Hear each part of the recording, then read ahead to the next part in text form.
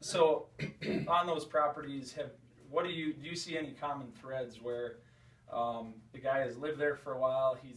You can tell he's really tried, but do you see any common threads that are maybe mistakes that he doesn't realize are mistakes? I think probably the most common thing I continually run into is people tend to not understand how important cover is to a whitetail's every hour of its life. And even though they see deer in open fields, they don't realize how nervous that deer is when it's in an open field. So often there's way too much openness to the property. Okay. You know, or they'll create food plots and they go to a 5 to a 7 acre food plot instead of 10 quarter to 1/2 acre food plots. Okay. And you know, which again, deer like compartmentalization. It's a lot easier to predict deer movement if you have a number of small plots all chained together that deer move through rather than one large plot. Which corner are they coming out tonight? You know. Now, is that do you have an acreage in mind when you're thinking, you know, you're getting to the point where it's just too big? Is there a number, or is it just kind of where on a property you have to look at? You know, I can qualify that with, it's kind of region specific. The higher the hunting pressure, say southern Michigan, where I'm at right here, the peak of hunting pressure. First day of gun season, most of these local properties, 20 to 35 hunters per square mile. So, yeah.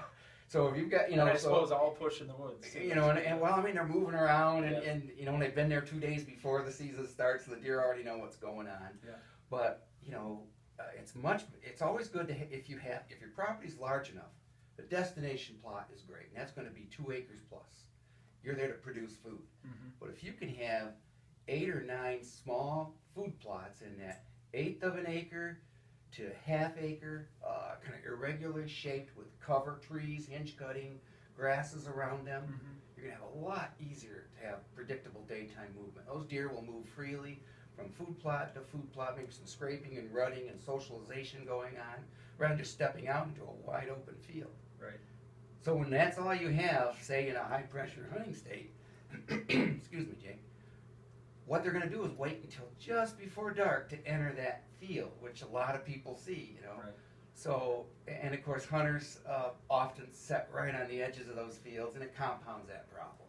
Okay. It just puts those deer, 2 days later, they're 20 minutes behind, and now it is dark when they're coming. So that kind of leads to one of my other questions was, let's say on the continue of always, rarely, never, what is your philosophy on hunting edges right on the food plot? I am occasional.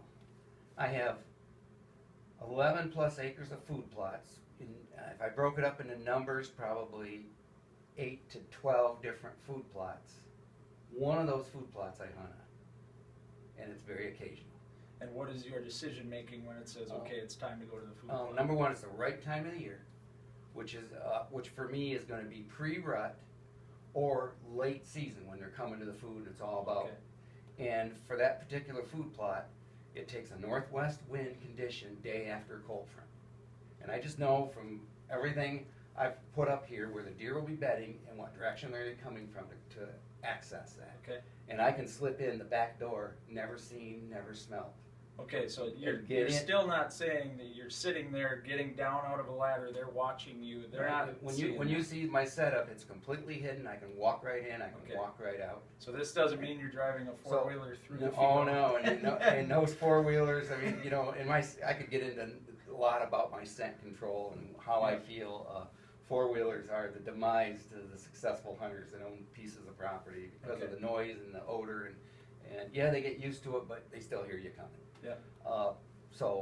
My feeling truly is I want to hunt 60 to 70 yards back off of the food and somewhere in between where I suspect they're bedding. Now, I put a lot of different, you know, there's multiple bedding locations on any property I work on for somebody. Yeah. So enough multiple bedding locations, you can count on, given wind conditions and weather conditions, deer are going to be bedded in X, Y, Z areas. And so you want to focus on, we know where they're bedding, and we got a pretty good idea where they're going to feed based on the wind, and I don't be somewhere in between.